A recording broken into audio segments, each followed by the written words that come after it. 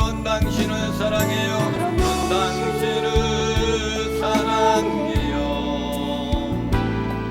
그런 당신을 축복해요. 사랑받기 합당한 당신을 주 이름으로 축복합니다.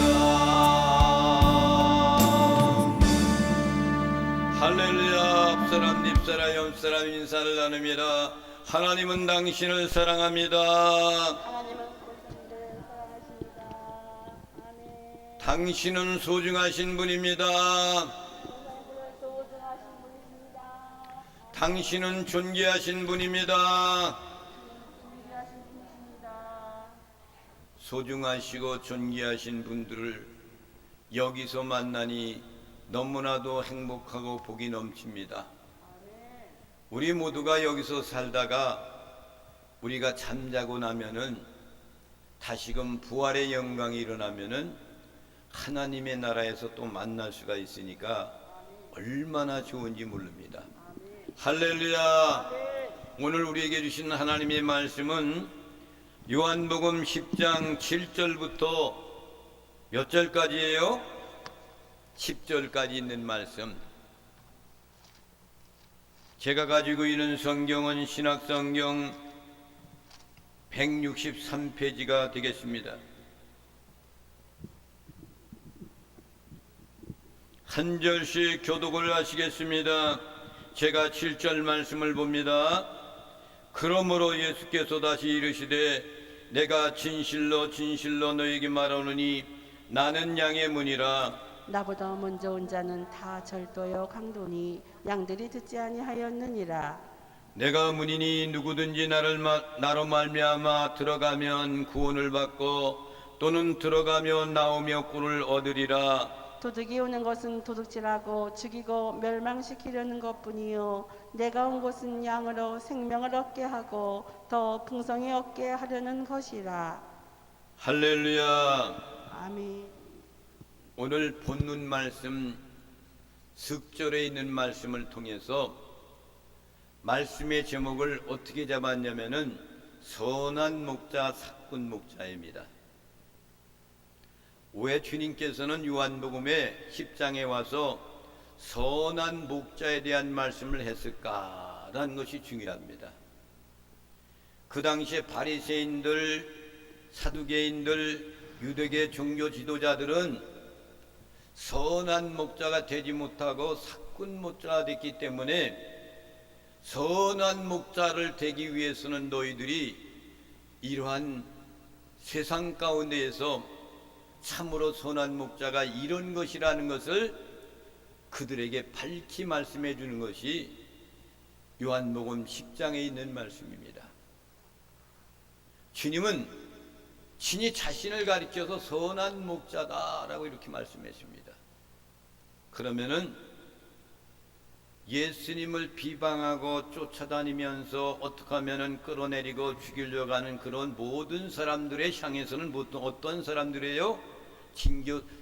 종교 지도자입니다. 그러면은 그들을 향하여서 내가 선한 목자라 그렇게 이야기한다면은 그들은 삭군 목자다 이거예요.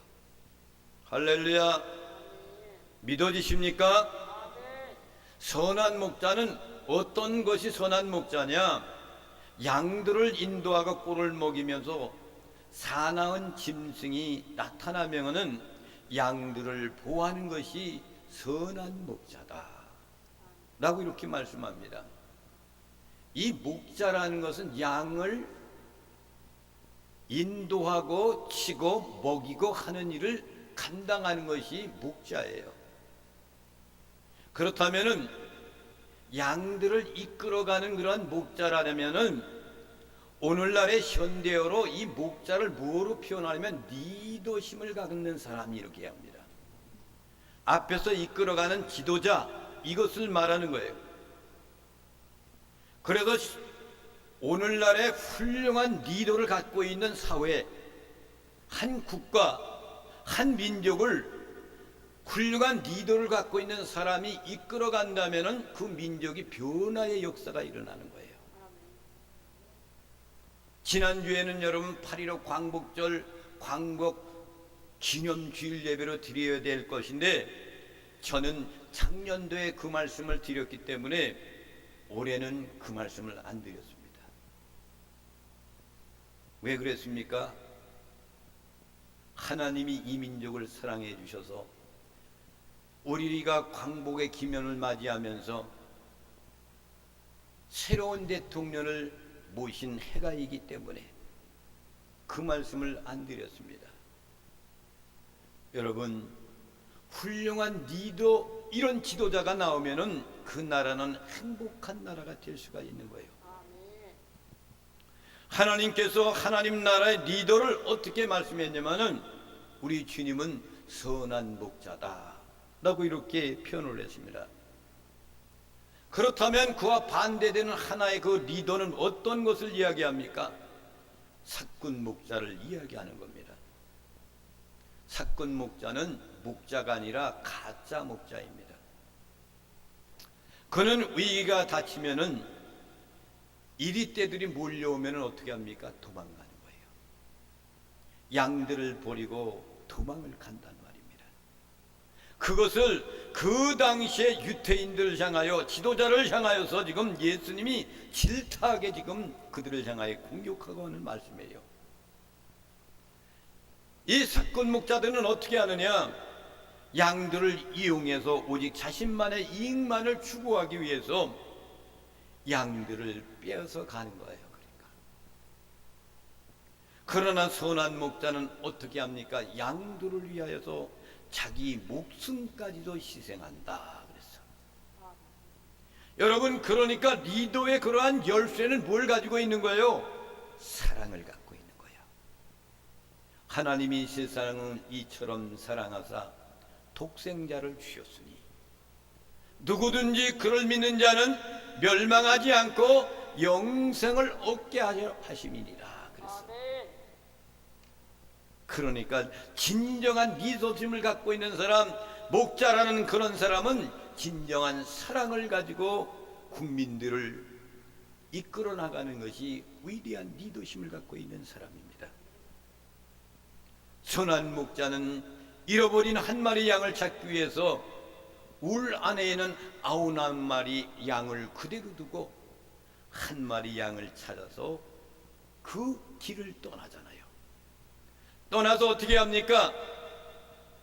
걸려있고 낭떠러리에 떨어져 있어 죽을 뻔한 그런 양을 어깨에 들러매고 돌아오는 것이 선한 목자의 아름다운 모습이에요. 이런 주인의식을 가진 목자를 가리켜서 뭐라고 그래요? 선한 목자다, 이렇게 이야기하는 겁니다. 우리 대한민국의 훌륭한 리더십을 갖고 있는 훌륭한 대통령이 나와야 돼요. 초대 대통령, 건국 대통령, 이승만 대통령 같은 사람이 이 땅 위에 다시 오셔야 됩니다. 하나님은 그런 사람을 다시 보내주실 거예요. 어려움 속에 이 나라가 공산주의 사상으로 다 넘어갔지만은 우리 믿음의 사람들이 기도하고 눈물 뿌려 기도했더니 하나님이 넘어가지 않게끔 만들어줬어요. 앞으로 여러분 10년만 있으면 제가 예언합니다. 대한민국은 통일왕국을 이룰 수가 있을 거예요. 할렐루야. 공산주의 인민공화국은 무너지게 돼 있고 대한민국은 잘 되는 나라, 선한 목자를 이용하여서 이 나라를 이끌어가는 나라가 될 수 있을 것이다. 지금도 열방을 승해 복음도 나가는 선교사들이 세계에서 두 번째 가는 나라가 우리 대한민국이에요. 작은 나라. 온 세계에서 코리아 하면은 모르는 나라가 없어요. 위대한 나라입니다. 그런데 아직도 이승만과 같은 위대한 통치자가 아직 나타나지 않았다는 것, 이것이 너무나도 아쉬움인 거예요. 하나님은 우리에게 이런 어려움과 고통과 괴로움 가운데서도 이 나라를 이끌어갈 수 있는 하나님의 손길이 있다는 것을 하나님은 우리에게 보여주고 있는 사랑이란 말입니다. 요한복음 10장에서 선한 목자는 세 가지 특징을 가지고 있어요. 첫째는 뭐냐? 양의 우리로 안전하게 인도한다 그랬어. 양은 풀을 먹고 나면 자기의 우리로 들어가야 돼요. 그 우리로 들어가서 그 밤을 편히 쉬어야 됩니다. 거기까지 우란까지 안전하게 인도하는 것이 선한 목자가 할 사명이에요. 대한민국의 대통령도 이런 것을 갖고 있어야 됩니다. 하나님의 교회 목자도 이러한 사명을 갖고 있어야 되는 겁니다. 나도 이런 것이 없기 때문에 매일같이 한탄하고 그리고 치고 닮아가려고 애쓰고 노력하고 있어요. 두 번째는 뭐냐? 선한 목자는 양들을 푸른 초장 쉴만한 물가로 인도하고 풍성한 꿀을 먹이는 사명을 갖고 있는 거예요. 배고픔이 없는 나라, 우리나라가 잘 살고 있던 빈부의 차가 얼마나 심한지 모릅니다. 이러한 어려움 속에서 먹지 못해서 죽어가는 사람, 병들어서 고칠 수 없어 죽어가는 사람, 돈 많아도 안병 있는 사람도 죽어가지만은 돈이 없어서 자그마한 병에서 죽어가는 사람이 얼마나 많은지 모릅니다. 왜 이렇게 빈부의 차가 심합니까? 올바른 리더십이 없기 때문이에요. 하나님께 무릎 꿇고 기도하면 하나님이 이 민족을 이끌어갈 텐데 그 사명을 감당하지 못하기 때문에 한국교회 목사들이 하나님의 종들이 눈물 뿌리며 기도해야 되는데 그렇지 않기 때문에 그렇지 않습니까? 우리의 선조들은 나라를 빼앗겼을 때 목숨을 걸고 이 나라를 찾았어요. 북한에 있었던 주기철 목사님은 신사참배하라고 그럴 때 그 모든 총에서 그런 명령이 떨어졌고 신사참배는 별거 아니라고 이야기하고 우리가 다 신사참배 참여하라고 그랬지만 주기철 목사님은 절대 안 했어요. 하나님 외에 다른 신을 섬기는 것이 아니다. 죽어갔습니다. 그렇지만 그때는 그 사람이 선한 목자를 몰았지만은 지금 와서 후손들한테 남겨준 우리 후배들한테는 그분이 선한 목자였구나. 할렐루야. 세 번째는 어떻게 됩니까? 양들을 위해 어떤 위기가 와도 위험도 모든 것을 감당하면서 자신의 목숨을 아낌없이 버리는 것, 이것이 선한 목자예요. 우리는 지난주에 선한 목자의 첫 번째 특성에 대한 것을 살펴봤습니다. 양들을 양의 우리로 안전하게 인도하는 그런 목자, 이것을 가지고 우리가 잘 함께 은혜를 받았어요. 그와 반면 사건 목자는 뭡니까? 양의 우리의 담을 넘어가서 부수고 들어오는 것이 사건 목자다 그랬어요. 왜 담을 넘고 문을 부수고 들어옵니까? 그것은 양을 돌보기 위해서가 아닙니다.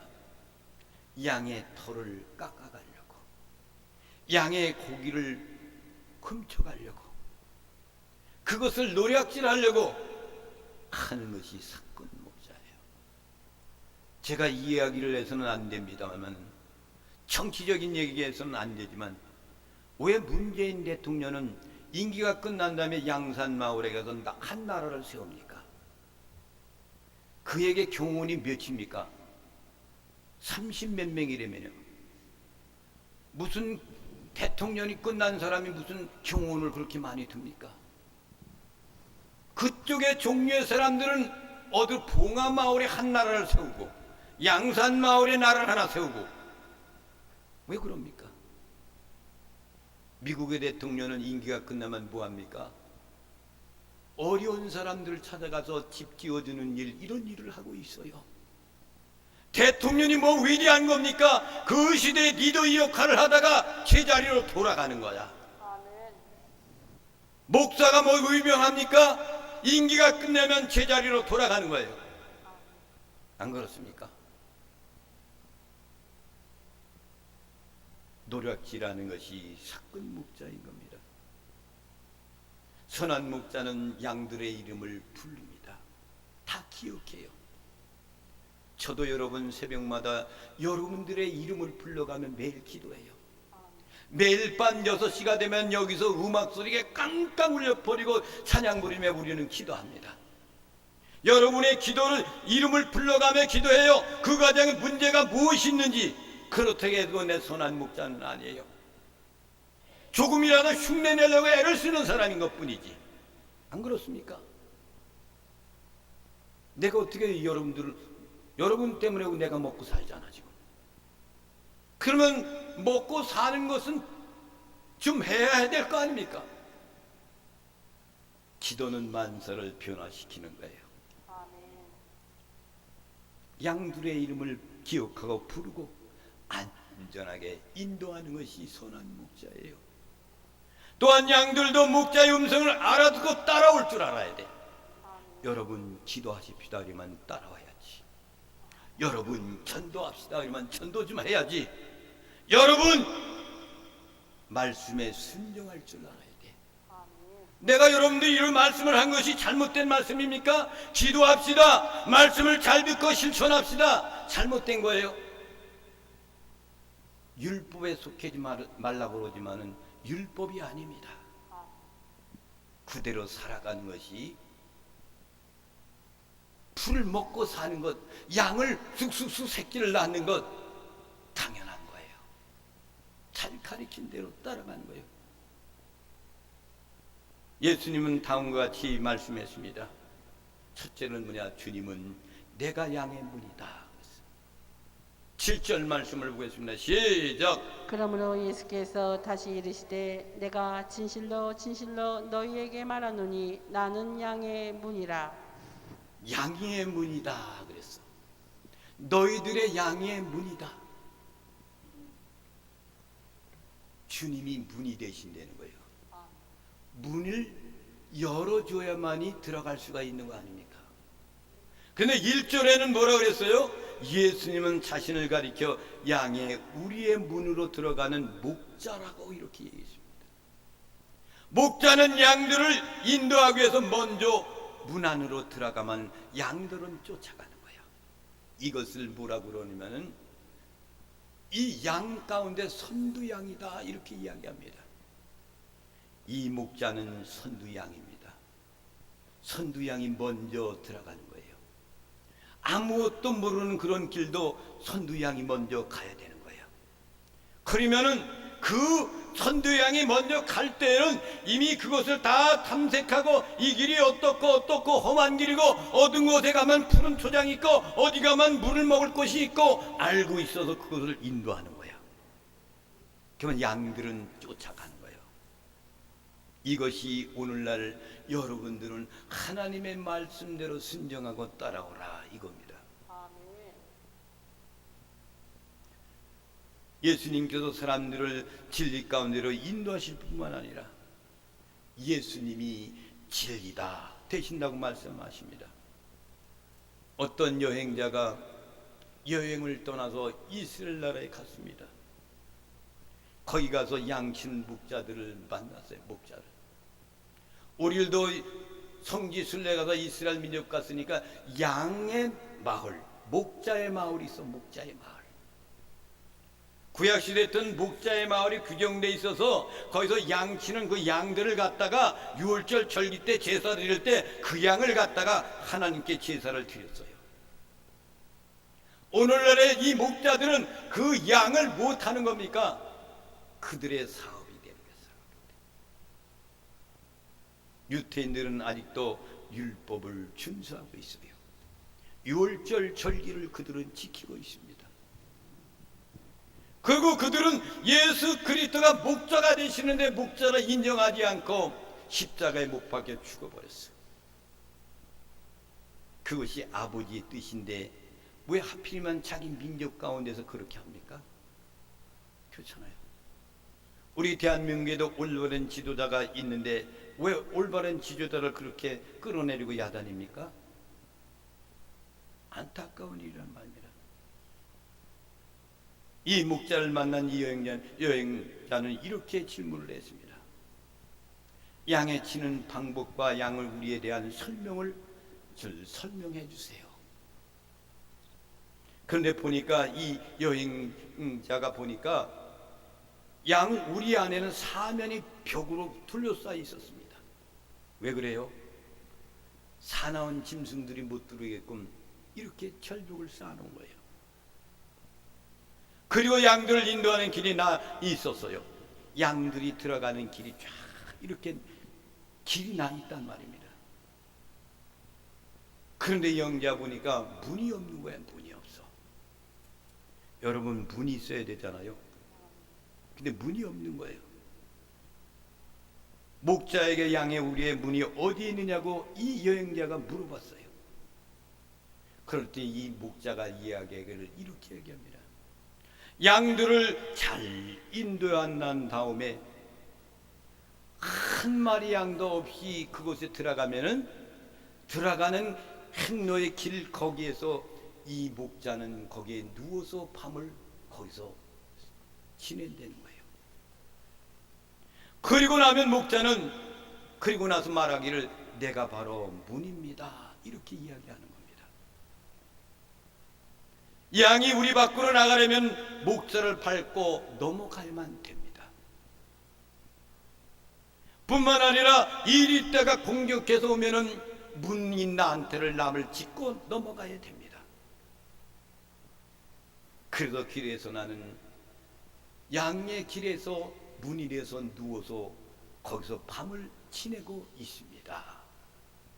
여러분, 목자가 이런 거예요. 목자는 양을 위해서 지키는 거예요. 양을 위해서 돌보는 거예요. 나라의 대통령도 마찬가지예요. 모든 국가에 있는 모든 사람, 이 대한민국의 강한 군수도 그래야 되는 거예요. 리더심을 갖고 있는 사람은 바로 이렇게 해야 되는 겁니다.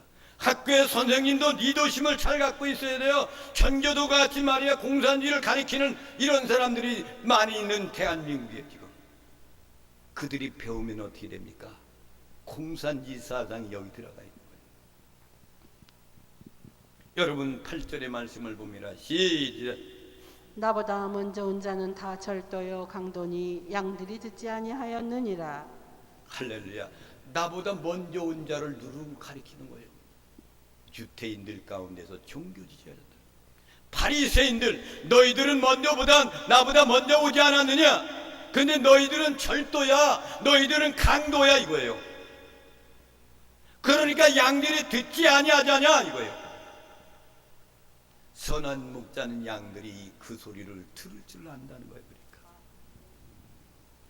9절 말씀을 봅니다. 시작. 내가 문이니 누구든지 나로 말미암아 들어가면 구원을 얻고 또는 들어가며 나오며 꼴을 얻으리라. 누가 문이에요? 주님이 문이야. 그 목자가 길이 되어서 문이 되어 가지고 거기서 지키고 있는 거예요. 양들이 그 문 대신 길로 그를 목자 되신 사람을 짓밟고 넘어가지 못하게끔 거기에서 누워 있는 거야. 사람 짐승이 또 몰려오면은 자기를 딛고 넘어가기 위해서 거기서 누워 있는 거야. 이게 선한 목자인 겁니다. 여러분, 다윗 왕 알잖아요. 다윗은 어떤 사람입니까? 자기 아버지 양을 지켰던 그런 어린 소년이야. 제사장 선지자를 통해서 기름 부음의 역사가 있다 그러는데도 자기는 아버지 양을 지키는 다윗.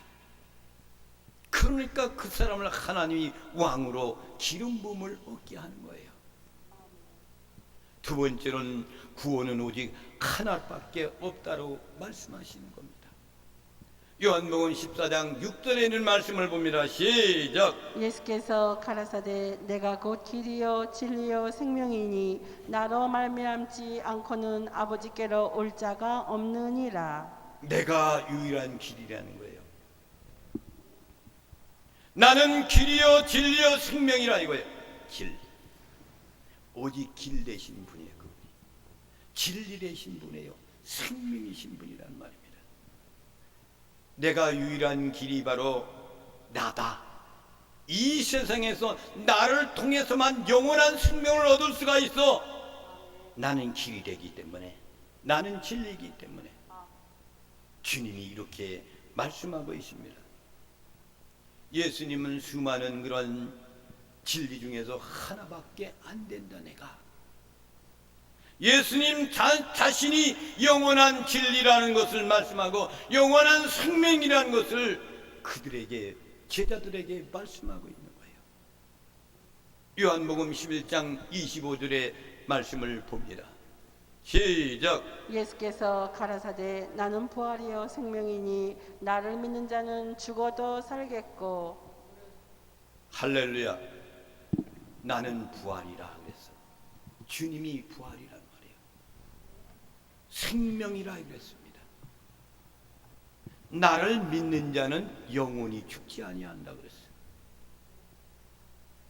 사랑하신 여러분, 주님은 또 뭐라고 그랬어요? 나는 세상의 빛이다.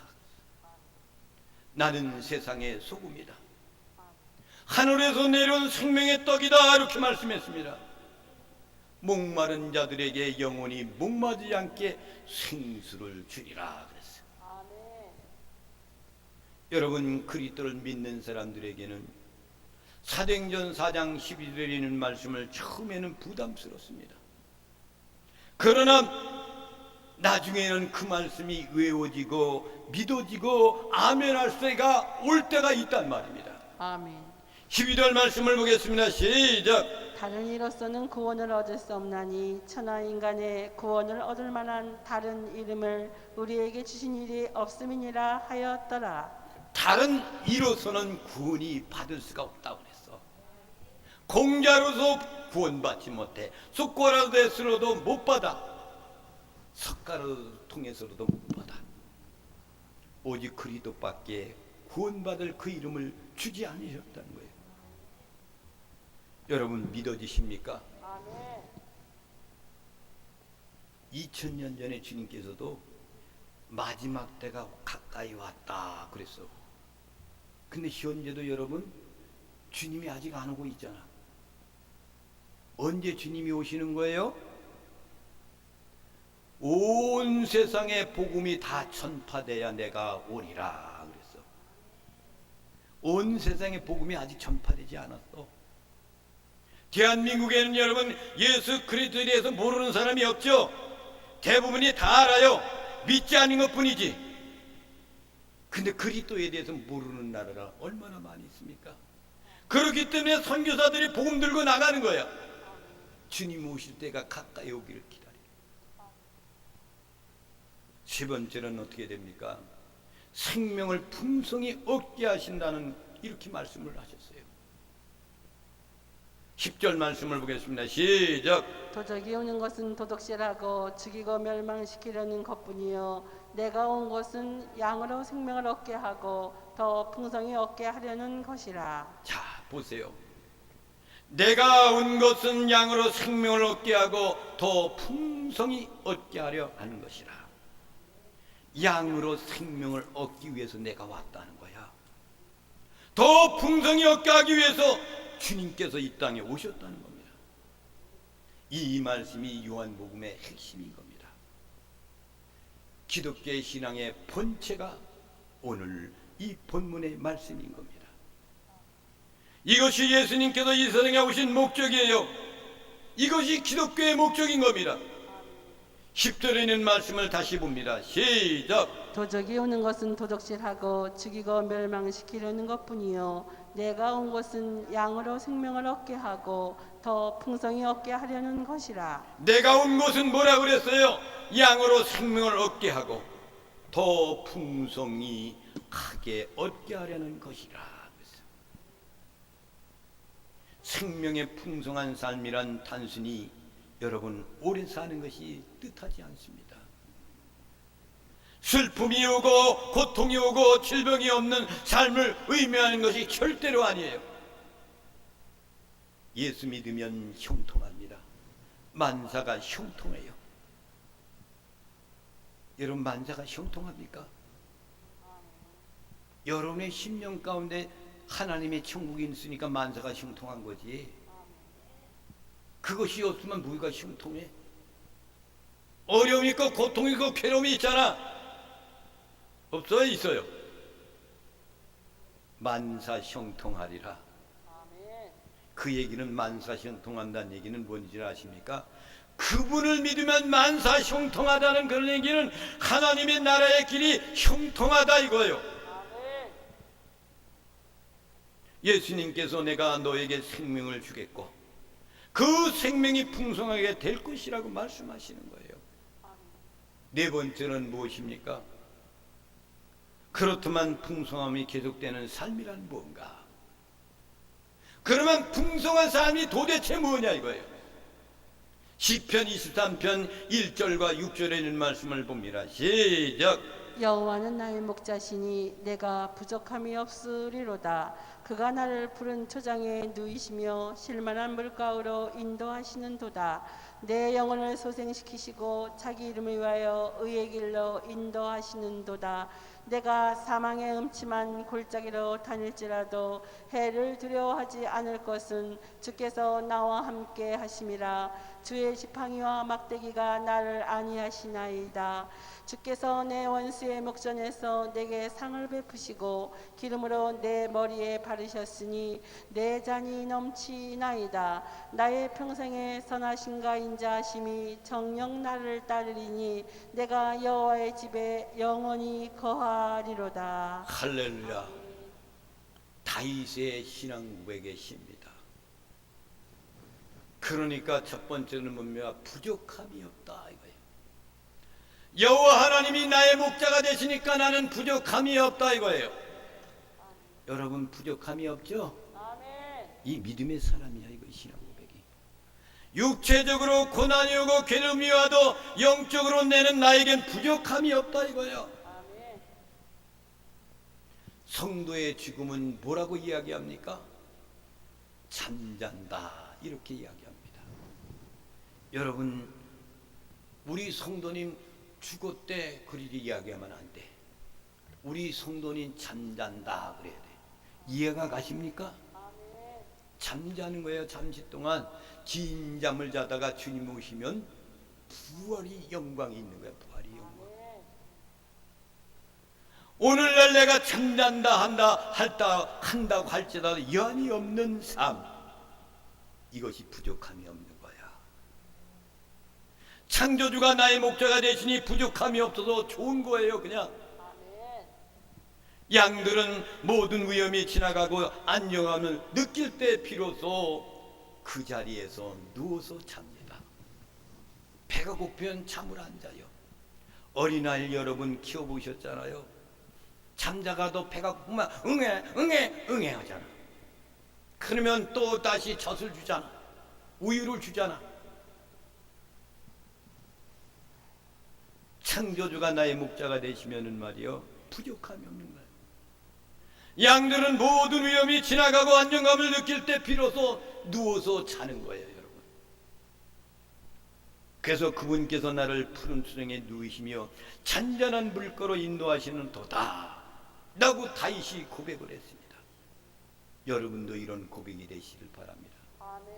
예수님께서 우리의 모든 위험을 제거해 주시면 편히 쉬게 한다는 그런 얘기예요. 우리의 풍성한 삶이란 뭡니까?